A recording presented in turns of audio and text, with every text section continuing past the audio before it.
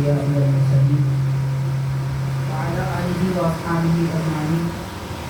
قال الله تعالى في كلامه القديم: إن الله وملائكته يصلون على النبي يا أيها الذين آمنوا صلوا عليه وسلموا تسليما. اللهم صل على سيدنا شفيعنا حبيبنا مولانا محمد وعلى آله وصحبه أفضل صلواتك وعدد معلوماتك وبارك وسلم. محترم حاضرین، معزز سامعین، السلام علیکم ورحمۃ اللہ وبرکاتہ۔ ہمارے لیے بڑی خوشبختی اور سعادت مندی کی بات ہے اللہ تبارک و تعالیٰ کے عظیم بافیض علم و روحانیت والے بزرگ جن کا نام نامی اسم گرامی اور اس نام کا پیغام عالم اسلام کے چپے چپے میں پھیلا ہوا ہے، اور زمانہ جن کو مختصر الفاظ میں اعلیٰ حضرت کے نام اسم گرامی آپ کا حضرت امام احمد رضا علیہ رحمۃ و رضوان اور لقب آپ کا اعلیٰ حضرت ہے۔ ویسے آپ کے بہت سارے القاب ہیں، جو شخصیت جتنی زیادہ بڑی ہوتی ہے ان کے القاب اتنی زیادہ حضرت کی مختصر زندگی سنانے کی اور آپ کے کچھ وصف جمیلہ نشان وغیرہ بتانے کی میں سعادت حاصل کروں گا۔ ہمارے لیے بڑی خوشبختی ہے کہ حضرت کا تذکرہ پاک سنانے کے لیے ہم یہاں پر جمع ہوئے ہیں، اور الحمدللہ ہمارے عاشق بھائی کے پاس نیاز شریف مقرر ہے، جو اعلیٰ حضرت امام احمد رضا علیہ رحمۃ اللہ کے نیاز اور آپ کے فاتحہ شریف سے پاک کے موقع پر فاتحہ کے اہتمام ہے۔ حضرت امام احمد رضا علیہ رحمۃ اللہ کا نام مبارک احمد ہے، جو نبی پاک صلی اللہ علیہ وسلم کے نام پاک احمد کا فیضان ہے، اور عبد المصطفیٰ آپ کا لقب ہے، جو نام پاک کا ایک حصہ بنا ہوا ہے، جس کا معنی ہوتا ہے نبی پاک صلی اللہ علیہ وسلم کے غلام بندے اور آپ کے نام پر آپ کے نام لے گا۔ حضرت کے علمی و روحانی شان و عظمت بیان کرنے کے لیے ہمیں اتنا جان لینا کافی ہے کہ آپ سینکڑوں کتابوں کے مؤلف ہیں، اور آپ جس عنوان پر قلم اٹھاتے ہیں ماشاء اللہ اس کا حق ادا کرتے ہیں، اور وقت کے بڑے بڑے اکابر علماء آپ کے تصانیف کا جب مطالعہ کرتے ہیں تو یہ کہے بغیر نہیں رہ سکتے کہ اس عنوان کے کئی گوشے ہمارے ذہنوں اور ہمارے علم سے پوشیدہ ہیں، اور یہ کوئی مبالغہ علیہ کی بات نہیں ہے۔ واقعتاً جو حضرت کے تصانیف پڑھے گا، مطالعہ کرے گا، اس کا یہ بات واضح ہو جائے گی۔ الحمدللہ اگرچہ کہ میرا پورا تعلق جامعہ نظامیہ سے ہے، اور مجھے شیخ الاسلام قاضی جامعہ نظامیہ امام اللہ فاروق رحمۃ اللہ علیہ کا میں کوشش کی، اور ابتدا سے انتہا تک صرف جامعہ نظامیہ میں ہم نے علم حاصل کیا ہے، کہیں سے کوئی علمی طور پر تعلق نہیں، لیکن اس کے باوجود حضرت شیخ الاسلام بانی جامعہ نظامیہ امام انوار اللہ فاروق رحمۃ اللہ علیہ کا وہ خط ہم پڑھتے ہیں جو آپ نے اعلیٰ حضرت کے لیے لکھا ہے، پڑھتے ہیں تو اعلیٰ حضرت کی شان اور اجاگر ہو جاتی ہے اور واضح ہو جاتی ہے، کیونکہ جو القابات شیخ الاسلام بانی جامعہ نظامیہ رحمۃ اللہ علیہ اعلیٰ حضرت علی رحمۃ رضوان کے لیے استعمال فرمائے ہیں، ایسے کلمات حضرت کے اپنے خطوط میں، تحریرات میں کسی اور کے لیے استعمال نہیں۔ اور اس کے ساتھ دوسرا پہلو یہ کہ اعلیٰ حضرت امام احمد رضا علیہ رحمۃ رضوان نے حضرت شیخ الاسلام بانی جامعہ رحمۃ اللہ علیہ کے جو کلمات استعمال کیے ہیں مکتوبات شریف میں اعلیٰ حضرت کے جتنے مکتوبات ہیں، کسی ایک مقام پر بھی ایسے کلمات حضرت نے کسی اور کے لیے استعمال نہیں۔ اس سے ان دو بزرگوں کا گہرا علمی، روحانی، قلبی اور سلسلے کے اعتبار سے تعلق نظر آتا ہے، جبکہ ان دو بزرگوں کا آپس میں ملاقات کرنا قابل نہیں ہے، صرف خط نویسی، وہ بھی غالباً 4 خط ایسے ملتے ہیں جو ان حضرات کے درمیان میں تبادلہ رکھے ہیں، لیکن اس سے یہ واضح ہو جاتا ہے کہ یہ دراصل کچھ حدیث پاک کی مصداق شخصیتیں ہیں جو ابو داؤد وغیرہ کی حدیث پاک ہے۔ نبی پاک صلی اللہ علیہ وسلم نے ارشاد فرمایا: الارواح جنود مجندہ فما تعارف منها اختلف وما تناکر منها اختلف، یعنی دنیا میں آنے سے پہلے تمام ایمان والوں کی ارواح ایک دوسرے سے محبت کرنے والی ملی ہوئی تھی، جو وہاں ایک دوسرے کو پہچانے یہاں آ کر ملے، اور جو وہاں ایک دوسرے سے نفرت کرتے جہاں پر اختلاف کی۔ इन बुजुर्गों के खुतूत से पता चलता है कि आलम अरवाह में भी ये एक दूसरे से बड़ी खलील करते हैं। इसी वजह से यहाँ पर अपनी तहजीरात में आपसी मोहब्बतों का जिक्र करते हैं। अली किराम हज़रत इमाम अहमद रज़ा अली रहमतुल्लाह की शान और अज़मत का क्या अंदाज़ा किया जाए।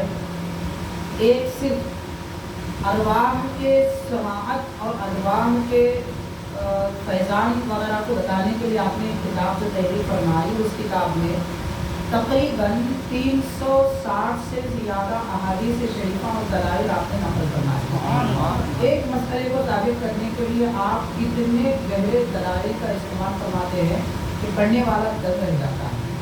और हज़रत की इल्मी शान तो ये है, और हज़रत का तक़वा परहेज़गारी के तो कुर्बान जाएँ। बस एक बात मैं अर्ज़ करूँगा, बात बिल्कुल समेटने की तरफ मैं आ रहा हूँ। हज़रत के शागिर्द गुज़रे हज़रत मुज़फ़्फ़रुद्दीन बिहारी अलैहि रहमतुल्लाह आप अपनी तस्नीफ़ में लिखते हैं, आला हज़रत की सीरत पाक की जो किताब आपने लिखी है, तहरीर फरमाते हैं कि एक मरतबा आला हज़रत के दरवाजे पर एक बच्चा आया और अर्ज़ करने लगा कि हज़रत आपके हमारे घर में दावत है। तो देखिए कितना कैसा तक़वा और कैसी परहेज़गारी और एहतियात खाने पीने की अशिया में जो आप एहतियात फरमाते हैं, उसकी तो मिसाल देनी मुश्किल है। तो इरशाद फरमाते हैं कि वो लड़का आया और कहने लगा आपकी दावत है हमारे पास।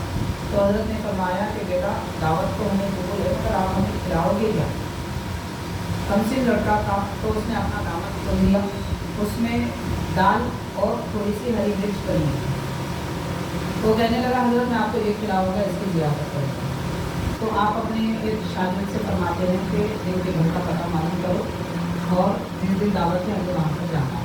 जब दावत का दिन आया तो वो शागिर्द को भूल गए, हज़रत ने तो उनको याद दिलाया कि बड़ा बच्चे के पास भी दावत में जाना है। तो वो कहने लगे कि हाँ हज़रत को पता मालूम किया, साथ साथ चले गए। जब उस लड़के के घर पे गए और घर में अंदर दाखिल होने के बाद में खुदा सहन था, हज़रत किनारे पे पहले इजाज़त के लिए, फिर लड़के ने कहा कि हज़रत अंदर तशरीफ़ लाई। जब अंदर तशरीफ़ ले गए तो आपके साथ जो शागिर्द थे, वो मतलब शागिर्द मतलब हज़रत के पास इल्म हासिल थे, वो भी आला बन सकते थे। तो उनसे आपने फरमाया, उन्होंने शागिर्द ने अर्ज़ किया कि हज़रत ये मकान जिस शख्स का है वो शख्स गाने बजाने के अशिया इस्तेमाल करता था, इन्हें बजाने का काम करता था, गिटार वगैरह इस किस्म की चीज़ें बजाता था।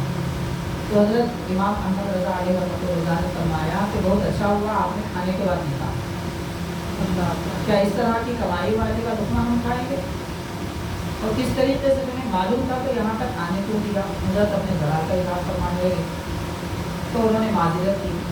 उसके बाद लड़के को बुलाया और फरमाया कि मेरा तुम्हारे वालिद कहाँ है, नहीं बुलाई। तो घर में खातून की आवाज़ आई जो पर्दा नशीं थी, वो कहने लगी कि मेरे शौहर का इंतकाल हुए करीब 2-3 साल का अर्सा गुजर चुका, वो अब यहाँ पर मौजूद नहीं है।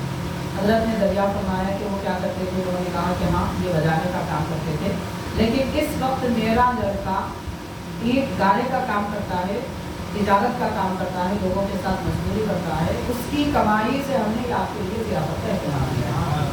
तो हज़रत फरमाते हैं कि माशाल्लाह इसको हम खुले दिल से खाएंगे रहेंगे।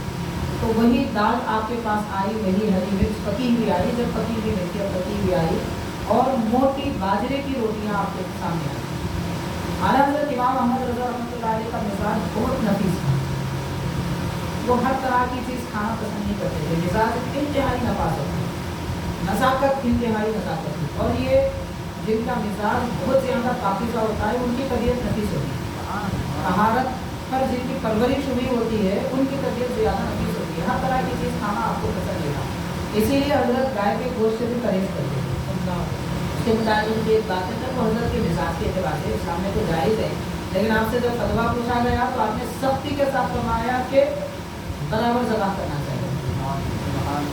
ये शरीयत है एक तरफ, आपका मिजाज है एक तरफ। तो मिजाज के एतबार से चूँकि उसकी वजह से आपके मिजाज में किसी किस्म की बालिदगी हो जाती, किसी किस्म के तनफ़ुस में कोई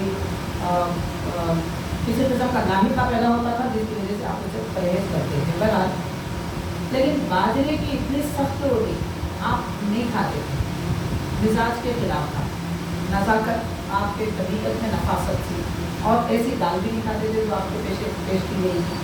लेकिन शागिर्द ये फरमाते हैं कि हज़रत इतने उम्दगी के साथ और दिल लगी के साथ में वो तनावुल फरमा देते।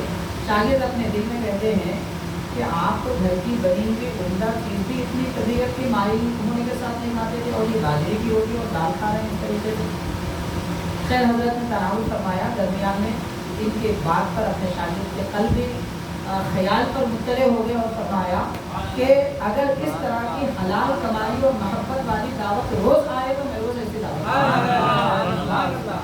तो यहाँ आपके इस वाक़े से सबसे पहले ये मालूम होता है कि खाने से पहले तहकीक कर ली जाए कि कमाई किधर क्या चीज़ आई है, हलाल है, हराम है, मुश्तबे है, मकरूह है, ये पहले तहकीक कर ली जाए, उसके बाद में फिर लुक़्मा उठाया जाए।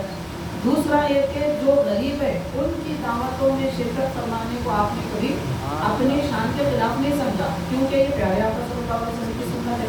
अल्लाह के नबी सल्लल्लाहु अलैहि वसल्लम हर गरीब और अमानदार के पास तशरीफ ले जाते, जैसा कि जाने तिरमिज़ी की हदीस है कि नबी पाक सल्लल्लाहु अलैहि वसल्लम उस दालचे को, उस चीज़ को पसंद फरमाते, सालन को, जिसमें कद्दू, और कद्दू ऐसे तलाश करके हुजूर तनावुल फरमाते जैसे लोग गोश्त तलाश करते हैं सालन को। उसकी वजह क्या है, बहुत सारी वजूहात के लोगों ने लिखी है, मगर मैं अपने उस्ताद मोहतरम की बात करूँगा। हज़रत ज़ियाए मिल्लत मुहक़्क़िक़ मसाइल जदीदा अल्लामा मुफ्ती सईद शाह रियाज़ुद्दीन अहमद आलिया दामत बरकातुहू आलिया ने फरमाया कि उस गरीब के घर हज़रत सरकार दो आलम सल्लल्लाहु अलैहि वसल्लम तशरीफ़ ले गए थे, और गरीबों को ये ना हो कि हुज़ूर पाक सल्लल्लाहु अलैहि वसल्लम ने हमारे घर का खाना ऐसे तनावुल नहीं फरमाया जैसे अमीरों के पास हुजूर तनावुल फरमाते हैं, जो गोश्त हुजूर की खिदमत में पेश करते हैं, ऐसा तनावुल फरमाते हैं। उनका दिल रखने के लिए प्यारे आका सल्लल्लाहु अलैहि वसल्लम कद्दू भी वैसी रग़बत के साथ तनावुल फरमाते हैं, जबकि गोश्त और कद्दू की लज्जत में और उसके टेस्ट में बड़ा फर्क है, इस बात का सबको अंदाजा है। बहरहाल हज़रत इमाम अहमद रज़ा अलैहि रहमतुल्लाह भी गरीबों का दिल रखते थे, कम से लड़का भी दावत पेश करता, बाजरे की मोटी रोटी भी होती तो आप उसे खुश दिली के साथ तनावुल फरमाते थे। जहाँ पर मिजाज आखिरी वाले का अर्ज करूँगा, उसके बाद गोश्त की आई। हज़रत के सफ़र हज का वाक़या है। आला हज़रत इमाम अहमद रज़ा अलैहि रहमतुल्लाह इरशाद फरमाते हैं कि एक शख्स मेरी खिदमत में आया और कबाब पेश की। आप तवाफ़ काबा में मसरूफ़ थे, तवाफ़ के बाद में हाजिर खिदमत हुए और कहने लगे कि हज़रत ये गाय के कबाब है, मैं आपकी खिदमत में पेश करता हूँ। इस पर हज़रत सैयदना इब्राहीम अलैहिस्सलाम की काफ़िया पेश की गई है।